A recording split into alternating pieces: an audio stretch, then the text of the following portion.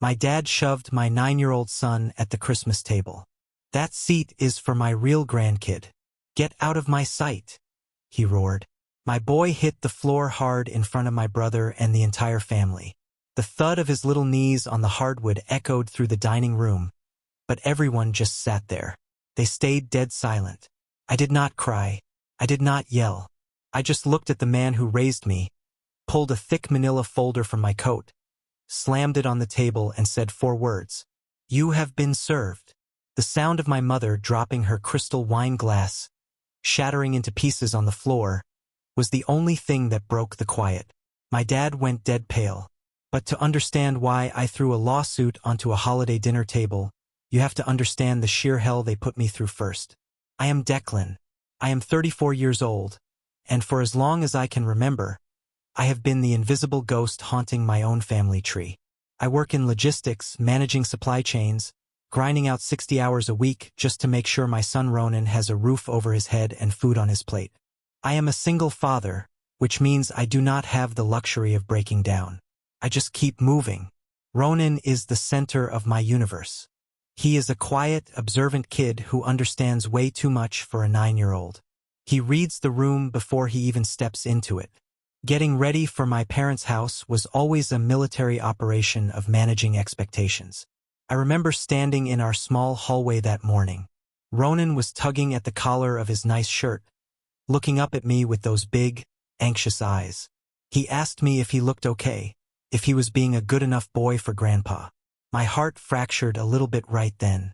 You see, I grew up as the family scapegoat, the punching bag, the designated failure even when I succeeded. Every achievement I ever earned was tossed aside, while every minor mistake was treated like a federal crime. Let me take you on a quick tour of my personal museum of pain. Exhibit A is the day I graduated from college with honors. I worked 3 jobs to pay for that degree. I stood in the living room holding my diploma, feeling a rare moment of pride. My dad, Harrison, barely looked up from his newspaper. He gave a sharp snort, muttered that a piece of paper does not make a man, and tossed the graduation announcement straight into the trash. That very same afternoon, my older brother Weston came home with a brand new sports car. Weston had just flunked out of his 3rd semester of business school. My dad bought him the car to, in his words, lift his spirits and get him back on track. Exhibit B goes much deeper into the family drama and the blatant favoritism.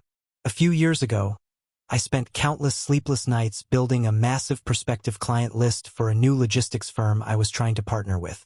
It was my ticket to a better life for Ronan and me. I made the mistake of leaving my work laptop open at my parents' house during a Sunday dinner. Weston, who calls himself a freelance entrepreneur but is really just a professional parasite, snooped through my files. He stole that entire client list and sold the leads to a rival company for a quick payday. I lost the partnership. When I confronted Weston in front of my parents, furious and demanding answers, Harrison stepped right in front of him. My dad looked me dead in the eye and told me I was being dramatic. He said we were brothers, and sharing resources is what family does. He told me to stop whining and work harder. That was the moment I realized I was not a son to him. I was just an obstacle standing in the way of his golden boy. But I swallowed it. I swallowed the humiliation and the rage because I desperately wanted Ronan to have grandparents.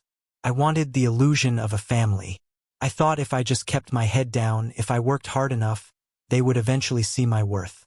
I thought the constant mockery and the subtle jabs at my career and my life choices would soften over time. I was wrong. The toxicity in my family was not a phase. It was their foundational structure. And as I looked at my son adjusting his little collar, I told him he was perfect. But deep down, I knew walking into that house was always a gamble. I just did not know that this time, the stakes were going to break the family apart forever. But I promise you, by the end of this, they are the ones left picking up the pieces.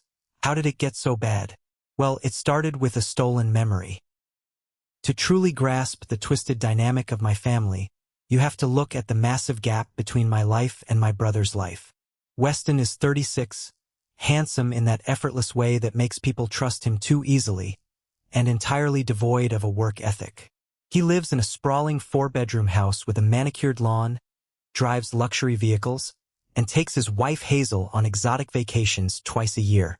If you look at his social media, he is the picture of a self-made titan. But the reality is far darker. His credit card bills are quietly forwarded to my parents' address. Whenever his phantom business ventures inevitably crash and burn, the bank of mom and dad is always open. Meanwhile, I live in a modest 2-bedroom apartment. I budget every single dollar. I skip lunches so Ronan can have new baseball cleats. I do not ask for help because I know the price of their help is eternal submission and endless mockery. I accepted this financial disparity a long time ago. What I could not accept was the emotional theft. The most painful incident before the Christmas disaster involved the only piece of heritage I actually cared about. When my grandfather passed away, he did not leave much behind, but he did leave a vintage mechanical pocket watch. It was a beautiful piece of craftsmanship, heavy and timeless.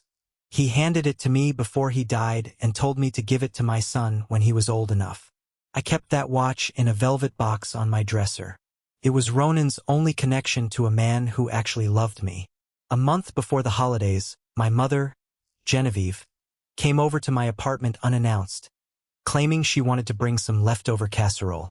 I let her in, made some coffee, and stepped into the bathroom for a few minutes. When I came out, she was already rushing to the door, claiming she had an urgent appointment. A few days later, I went to dust my dresser. The velvet box was gone. I knew exactly what happened. I drove straight to my parents' house. I found my mother sitting on the patio, sipping iced tea like she did not have a care in the world. I demanded to know where the watch was. She did not even flinch. She took a slow sip of her drink and looked at me with this chilling indifference. "Oh, the old watch?" she said, waving her hand dismissively. "I gave it to Corbin. Corbin is Weston's 5-year-old son. You broke into my room and stole my grandfather's watch? The one he specifically wanted Ronan to have." My voice was shaking with anger. Genevieve just sighed, annoyed by my presence. "Stop being so dramatic, Declan. Corbin appreciates nice things. He goes to a private academy. He is learning about history. If I left it with Ronan, he would probably just break it playing in the dirt. Besides, Weston is the eldest. His son should have the family heirlooms. It is just the natural order of things." Her words hit me like a physical blow. It was not just the theft. It was the casual cruelty. The casual way she erased my son's value to elevate Weston's kid. I stood there, clenching my fists so hard my nails dug into my palms. I could have screamed. I could have torn the house apart. But I knew if I reacted with rage, they would just label me unstable. They would spin the narrative to make me the villain, just like they always did. I left the house that day without saying another word. I went home and looked at Ronan, who was quietly doing his homework at the kitchen table. He looked up and smiled at me, entirely unaware that his own grandmother thought he was not worthy of a simple family keepsake. That was the day a cold, hard knot formed in my chest. I stopped fighting for their love. I stopped seeking their approval. The theft of the watch was a quiet declaration of war, but the universe was about to hand me the ultimate weapon to fight back.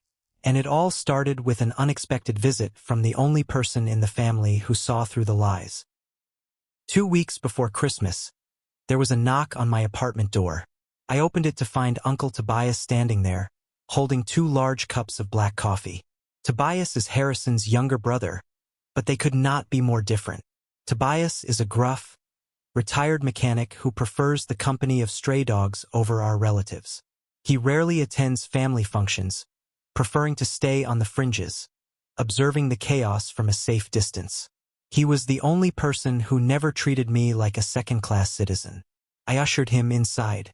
He handed me a coffee, took a seat at my small dining table, and looked around the modest apartment. He did not say anything for a long time. Then he looked me dead in the eye. "You know they are going to eat you alive at the Christmas dinner, right?" Tobias said, his voice raspy and serious. I let out a tired sigh. "I know, Uncle Toby. It is the same script every year. Weston brags. Dad mocks my job. Mom pretends everything is perfect. I just keep my mouth shut so Ronan can eat some turkey and see his cousin." Tobias leaned forward, resting his calloused hands on the table.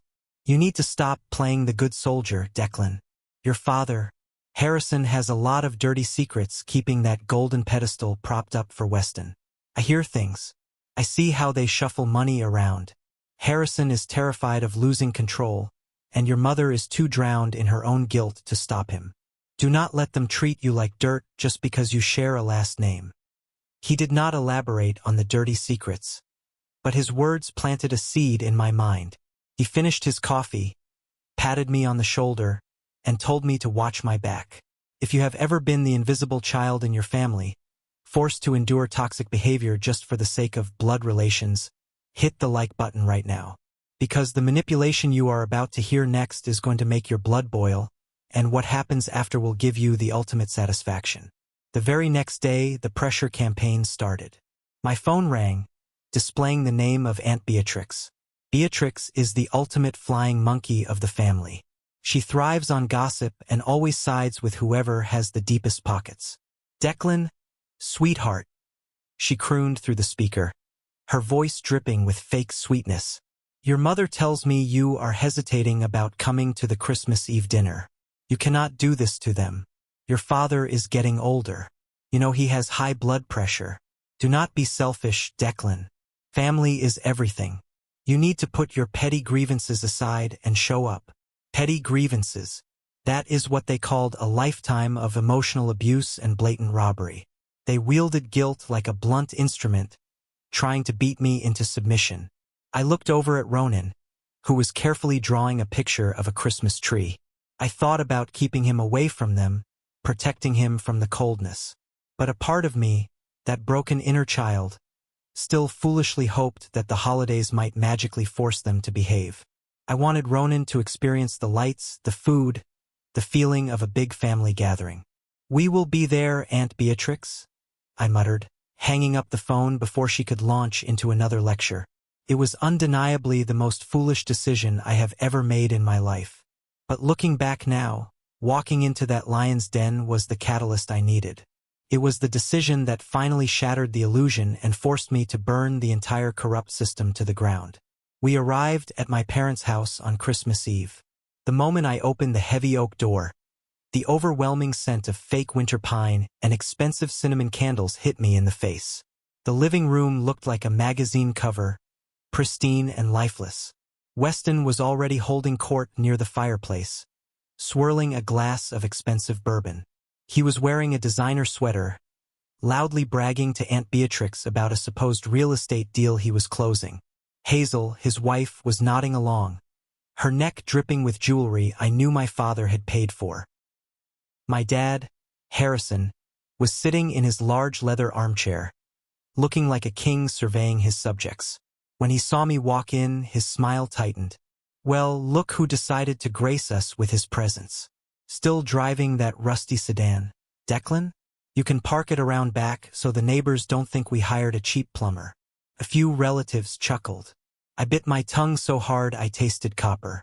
I just nodded, helped Ronan out of his coat, and guided him toward the dining room. The dining table was massive, set with fine china and polished silver. At the head of the table was Harrison's chair. Right next to it was the designated seat of honor. Everyone knew this seat. It was the chair that got the first cuts of meat, the warmest smiles, and the constant attention. It was always reserved for Weston's son, Corbin. Dinner commenced with the usual suffocating tension. I kept my head down, focusing entirely on cutting Ronan's food and ignoring Weston's constant jabs about my salary. Then came the time for the seating arrangements to be formalized for the main course. My mother had made these little glittery place cards for everyone. Ronan, wanting to be helpful, picked up his little card and walked toward the table. He did not want to steal anyone's thunder. He just wanted to find his name. As fate would have it, someone had carelessly tossed Ronan's place card right next to the seat of honor. Ronan, with an innocent, hopeful smile, walked over to that side of the table. He reached his little hand out to pull the chair back, thinking it was his assigned spot. He never even touched the wood. Harrison stood up so fast his own chair screeched against the floor. His face twisted into a mask of pure, unadulterated rage. He lunged forward, That seat is for my real grandkid, Harrison barked, his voice echoing off the walls. Get out of my sight. And then he shoved him. He did not just guide him away. He did not nudge him. A grown man placed his heavy hand firmly on a 9-year-old boy's chest and violently shoved him backward. Ronan lost his balance. His feet tangled together, and he crashed hard onto the hardwood floor. The sickening thud of his knees and elbows hitting the ground seemed to vibrate through my own bones. And then, silence. The kind of heavy, suffocating silence that sucks the oxygen out of the room. Forks stopped midway to mouths. Aunt Beatrix gasped, but not in horror, just in surprise. I looked at my family. 20 adults. 20 people who shared my blood. Not a single one of them moved. Weston actually let out a tiny, amused smirk, taking a slow sip of his wine.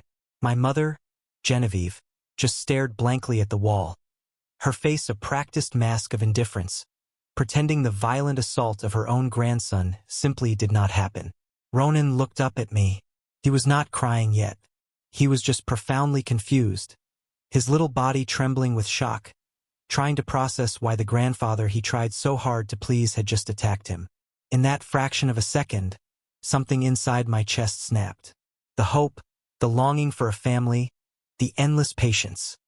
It all evaporated, replaced by a glacier of ice-cold fury. My heart hammered against my ribs, pumping pure adrenaline through my veins. I did not scream. Screaming is what victims do. I was done being a victim.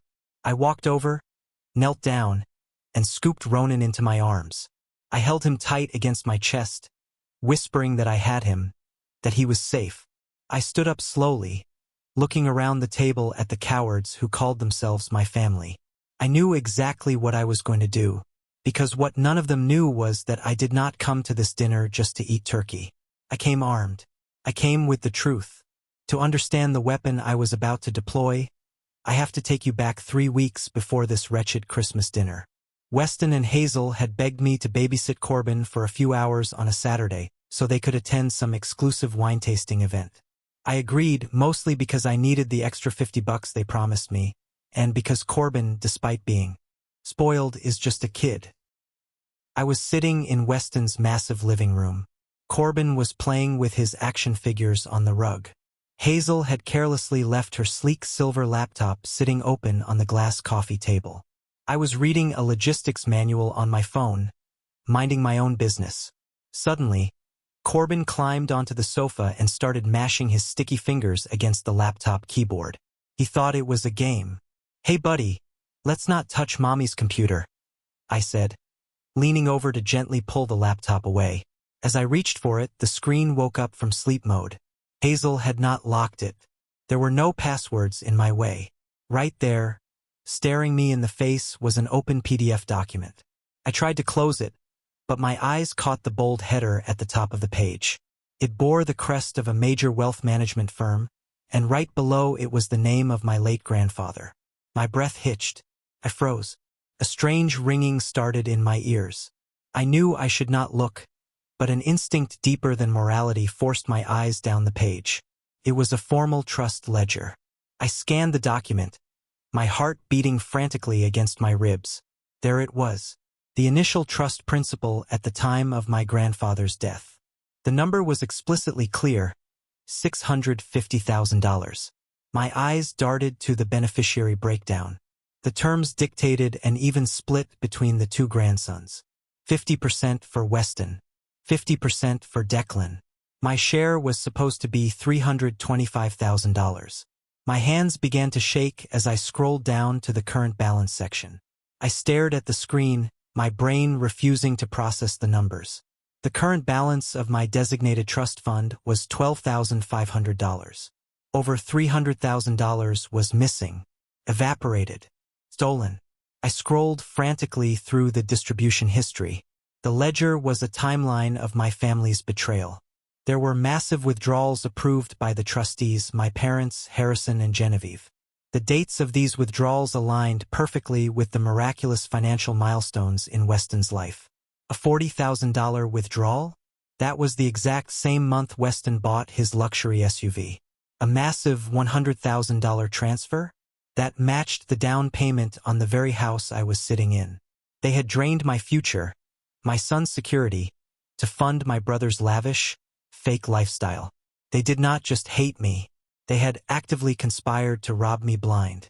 Every time I struggled to pay rent, every time my father mocked my modest car, he was doing it while sitting on a mountain of money that legally belonged to me. I did not panic. The shock gave way to a hyper-focused clarity. I pulled out my phone, made sure the flash was off, and took clear, high-resolution photos of every single page of that PDF. The beneficiary names, the account numbers, the signatures of my parents authorizing the theft. I photographed all of it. Then, I closed the laptop, exactly how I found it, and sat back on the couch. When Weston and Hazel came home, smelling of expensive wine and arrogance, I smiled. I took my $50, wished them a good night, and walked out to my rusty car. I gripped the steering wheel until my knuckles turned white. The betrayal was so profound it felt like I was suffocating. But I knew crying would not get my money back. I needed a professional. I needed a weapon. The Monday after discovering the trust documents, I took a half-day off work and walked into a high-end law firm downtown. I did not want a cheap lawyer. I wanted a shark.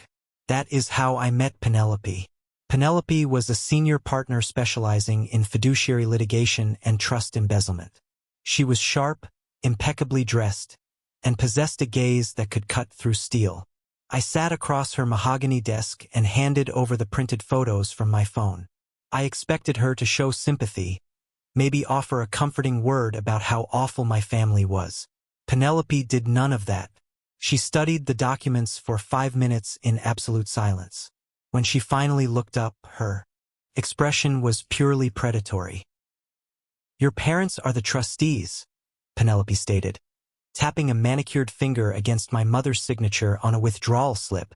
"They have a fiduciary duty to manage these assets in your best interest.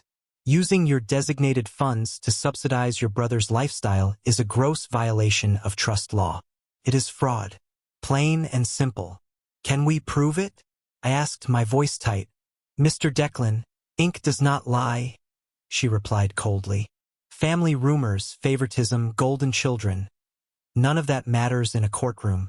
The ledger shows the money leaving. The bank records will show where it landed. We are going to subpoena everything." We spent the next 3 hours formulating a battle plan. We were going to file an emergency petition to freeze all of my parents' assets and demand a full, forensic accounting of the trust. Penelope warned me that the moment the papers were served, it would be a declaration of total war. My family would try to destroy my reputation, threaten me, and manipulate me into dropping the case. "Let them try," I told her. "I have nothing left to lose with them." The hardest part was the waiting game. For 3 agonizing weeks leading up to Christmas, I had to carry that explosive secret. I had to answer Aunt Beatrix's condescending phone calls. I had to listen to my dad mock me over the phone. I had to pretend I was still the broken, submissive son they had groomed me to be. It took every ounce of self-control I possessed not to scream the truth at them. I kept the manila folder containing the finalized legal service in my briefcase, a silent promise of the justice to come. Which brings us right back to the dining room, back to the fake pine scent, the shattered crystal, and my son rubbing his bruised knee on the floor. The 3 weeks of waiting, the lifetime of humiliation, the theft of my grandfather's watch, the stolen money. It all bottlenecked into this single, defining moment. Harrison pushing my son was the final confirmation I needed. It erased any lingering doubt, any lingering guilt about destroying the family. They were not family. They were parasites. I held Ronan tightly against my chest. I felt his little heart beating fast. I looked at the manila folder resting on the table, right between the honey-glazed ham and the bowl of cranberry sauce. The trap was fully set. The safety was off. It was time to pull the trigger. I stood there in the dining room, holding my son tightly against my chest. The fake smell of winter pine in the air suddenly made me want to be sick. Everyone was staring at me. They were waiting for me to apologize. They were waiting for me to lower my head, to scold Ronan for being in the wrong place, to beg my father for forgiveness for ruining the perfect Christmas picture. That is how the script was written. That is how it had played out for 34 years. But the script was dead. I looked at Harrison. He was still standing, breathing heavily, his face flushed with the exertion of pushing a child. He looked incredibly proud of himself, as if establishing his dominance over a 9-year-old boy made him a bigger man. I did not yell. Yelling means you have lost control. Instead, I reached into the inside pocket of my heavy winter coat. My fingers wrapped around the thick manila folder I had been carrying for 3 agonizing weeks. I pulled it out. I took one step forward and slammed the folder down onto the pristine, white linen tablecloth. It landed right next to the gravy boat and the perfectly sliced honey-glazed ham. The sound it made was dull but heavy, like a judge's gavel coming down in a silent courtroom. Harrison looked at the folder, then looked up at me, his thick eyebrows knitting together in irritation. He thought it was a joke. He thought I was being theatrical. He reached out and flipped the cover open, expecting some kind of childish letter or a printed email. I looked him dead in the eye and delivered the 4 words that had been burning a hole in my throat. You have been served. For a split second, the universe seemed to pause. Harrison's eyes scanned the bold black ink on the first page of the legal petition. It was the emergency injunction. It was the formal demand for a forensic audit of my grandfather's trust fund. As his brain processed the legal terminology, the smug, arrogant red flush drained from his face so fast it was like someone had pulled a plug in his neck. He went completely, frighteningly pale. His hands, the same hands that had just shoved my son, started to tremble uncontrollably. He tried to speak, but only a dry, raspy wheeze came out of his throat. My mother, Genevieve, was sitting to his right. She had just picked up her crystal wine glass to take a sip, eager to pretend the violence against her grandson was just a minor hiccup in her lovely evening. She leaned over to glance at the papers. She saw her own forged signatures. She saw the name of the wealth management firm. The crystal wine glass slipped right out of her fingers. It hit the hardwood floor and exploded into 100 glittering pieces, splashing expensive red wine all over her designer shoes and the expensive white rug. The sound of the glass shattering was sharp and violent, breaking the spell of silence in the room. Weston, sitting across the table, finally realized something was horribly wrong. He dropped his fork. Dad? What is it? What did he do? Weston demanded, his voice high and panicky. Harrison could not answer. He just stared at the papers like they were a live explosive. I adjusted Ronan in my arms. My boy was burying his face in my neck, quietly crying now. I rubbed his back, keeping my eyes fixed on the people who had stolen my life. Every single dollar, I said, my voice low, cold, and echoing in the dead quiet of the room. Every single dollar you took from my trust to pay for Weston's house, his cars, his useless lifestyle. I know about all of it. My lawyers know about all of it. The bank accounts are frozen as of yesterday afternoon. Have a Merry Christmas. It is the last one you will ever afford. I did not wait for a response. I turned my back on them and walked out of the dining room. Behind me, the silence shattered into total chaos. I heard Aunt Beatrix shrieking. I heard Weston yelling, demanding to know what I meant by frozen bank accounts. I heard Harrison desperately gasping for air. I walked out the front door, strapped Ronan into his car seat, and got behind the wheel of my rusty sedan. I started the engine and drove away from that house of horrors. I looked in the rearview mirror as we pulled out of the neighborhood. I felt a massive, heavy weight lift off my shoulders.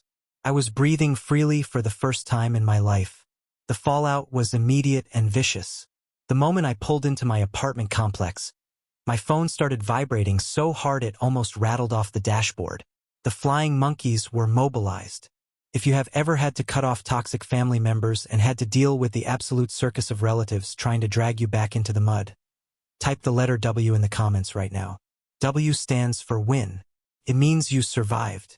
I will be reading and hearting every single comment that has a W in it because I know exactly how much strength it takes to walk away.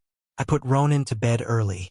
I made him a cup of hot chocolate, put an ice pack on his bruised knee, and told him that we were never going back to that house again. He looked at me with those big, tear-filled eyes, nodded slowly, and fell asleep holding his favorite stuffed bear. Once I knew he was safe and resting, I went to the kitchen and looked at my phone. I had 47 missed calls and dozens of text messages. Aunt Beatrix was the first to attack. She sent a massive block of text accusing me of elder abuse. She wrote that bringing legal documents to a holiday dinner was the sickest, most twisted thing she had ever seen. She demanded I call my father and drop the lawsuit immediately, claiming that family matters should be settled privately, not in a courtroom. She completely ignored the fact that my father had assaulted my son. The money was all they cared about. Then came the social media smear campaign. Weston took to Facebook. He posted a long, dramatic status update, playing the ultimate victim.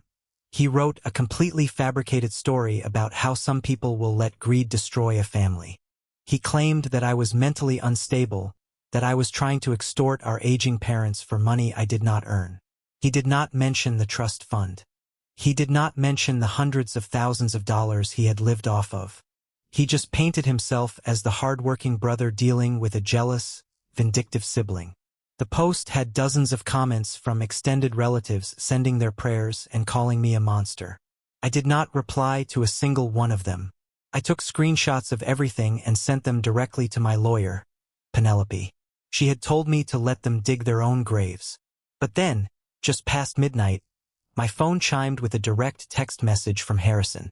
It was not an apology. It was a nuclear threat. The message read, "You want to take us to court? Fine. Let us go to court. But when we get in front of that judge, I will tell him the truth. I will tell him why you do not deserve a single penny of my father's money. You are not even my real son. You are a bastard. An outsider has no legal right to family wealth. Drop the case now, or I will ruin you in public." I stared at the glowing screen in the dark kitchen. My stomach dropped into a bottomless pit. The words blurred together. You are not even my real son. For a moment, the old fear paralyzed me.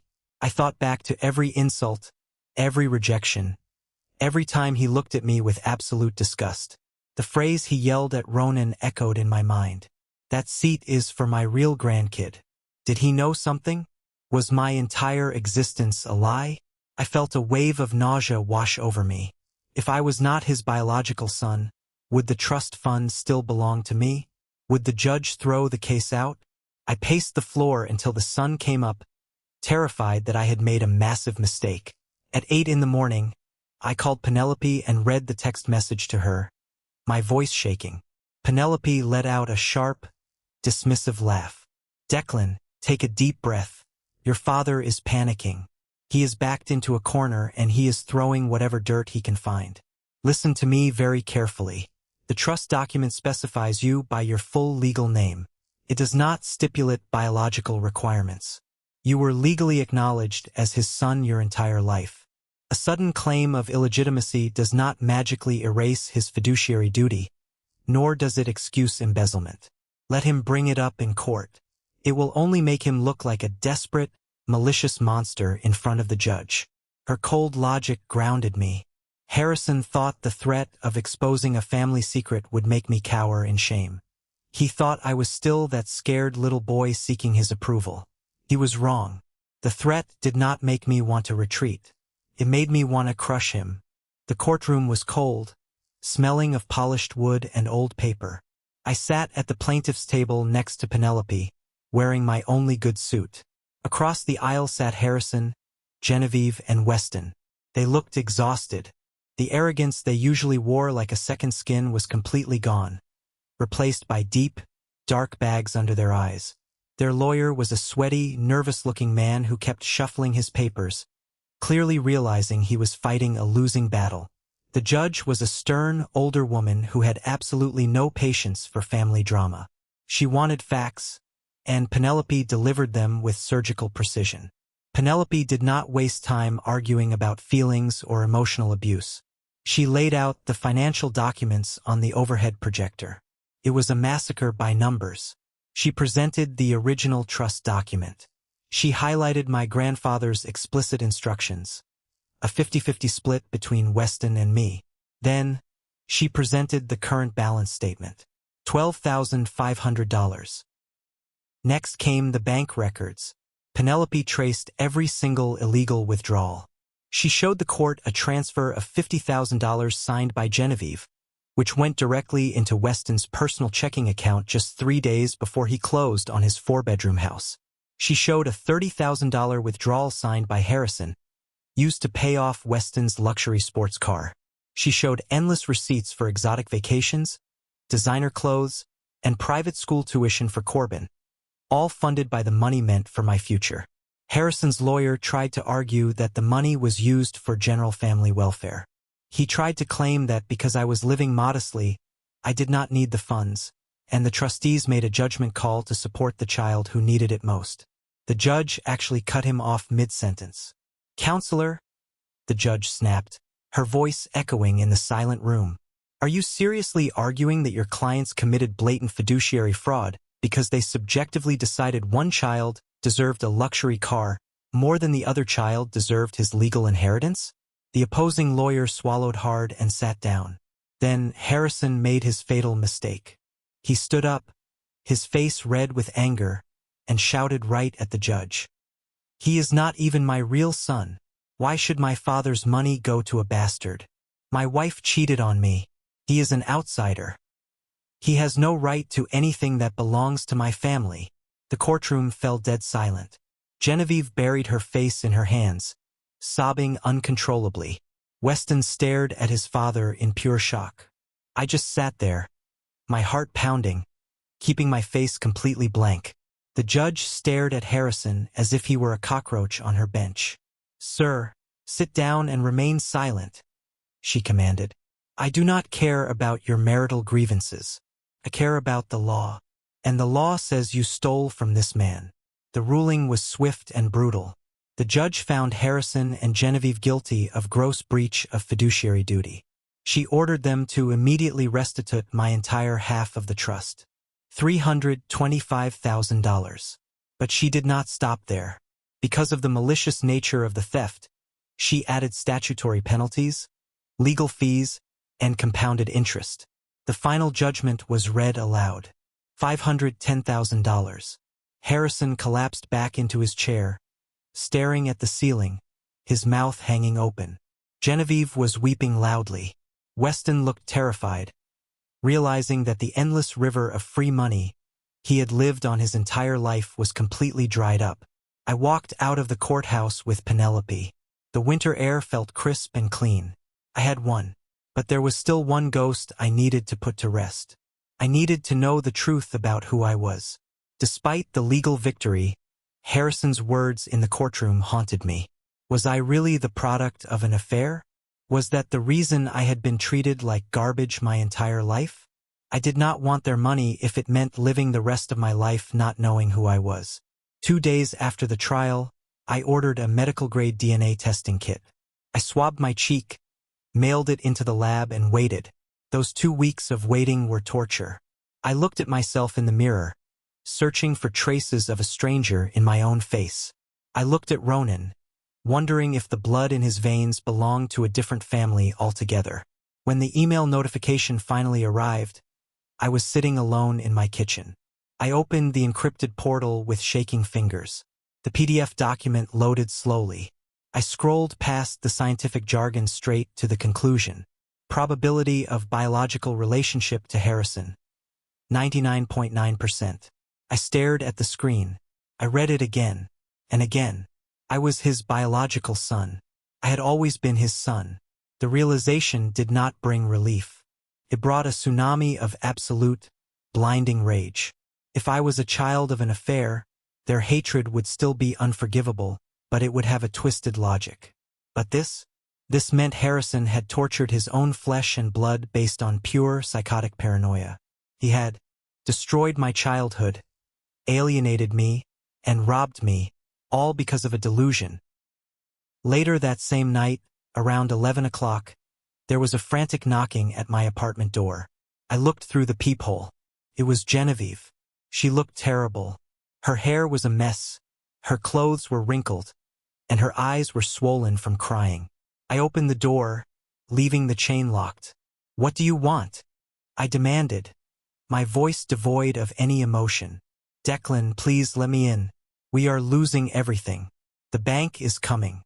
Your father is having a breakdown," she pleaded, tears streaming down her face. "That sounds like a personal problem. You owe me $510,000. "I suggest you start packing," I replied coldly. "Declan, please. You have to understand why he is like this," she sobbed, pressing her face against the crack in the door. "When we first got married, things were bad.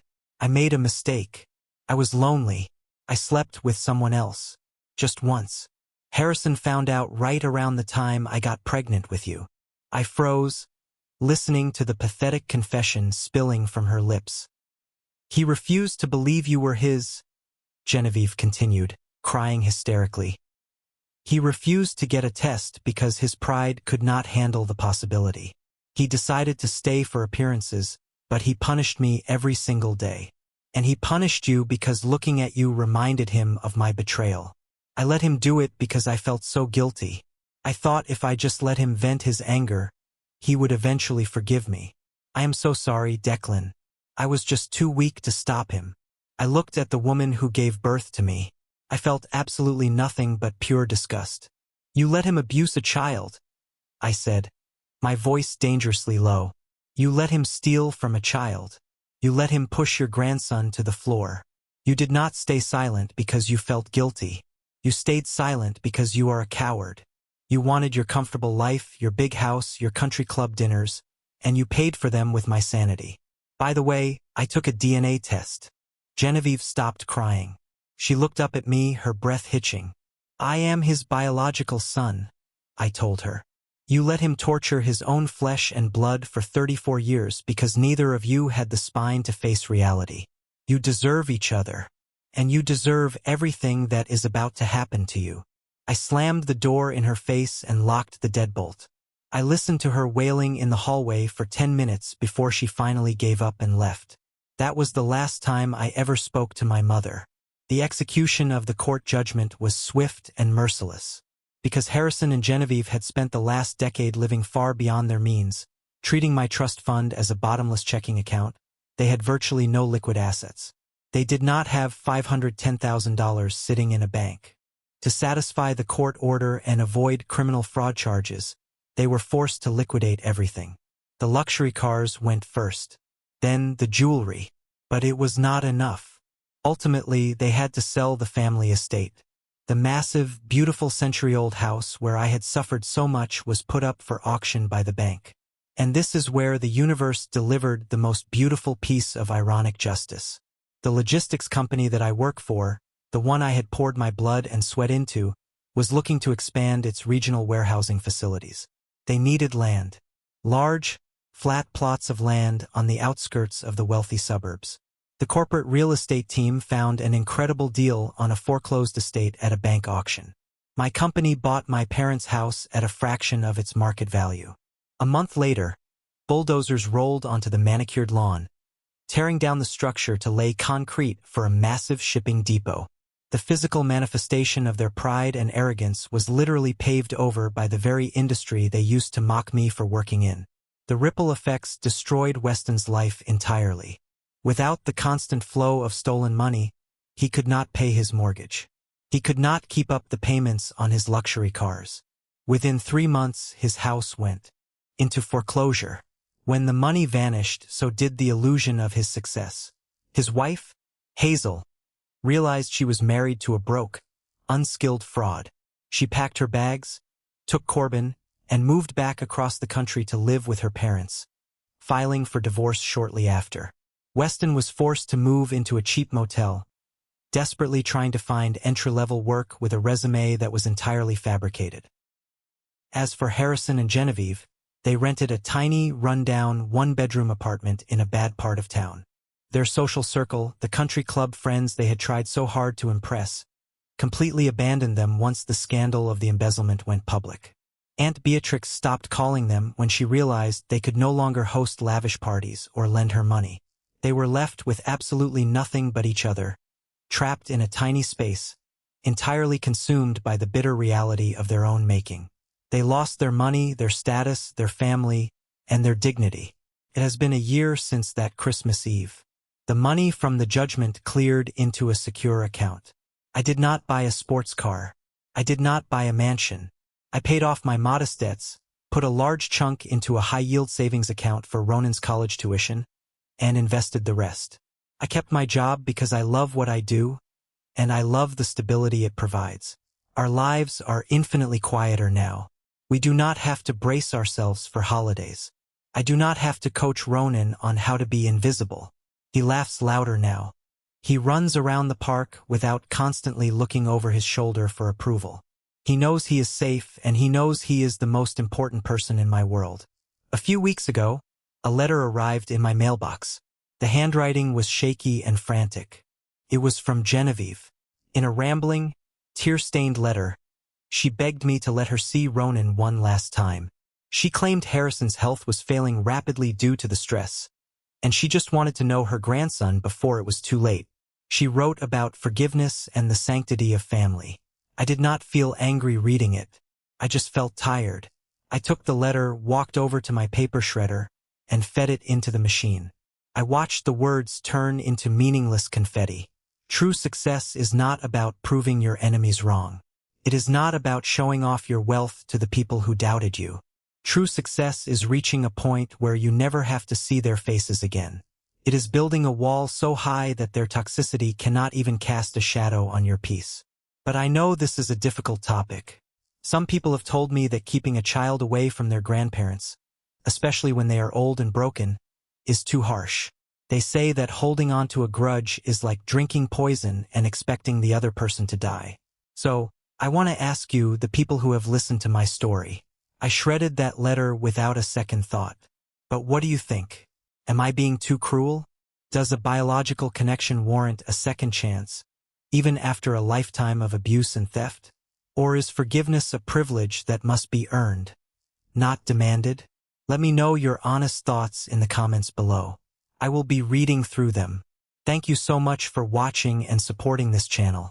If my story resonated with you, if you have ever had to stand up for yourself against the people who were supposed to protect you, please hit that like button. Make sure you subscribe and turn on the notification bell so you never miss another story about reclaiming your life and fighting back against toxic family dynamics. Stay strong, protect your peace, and I will see you in the next video.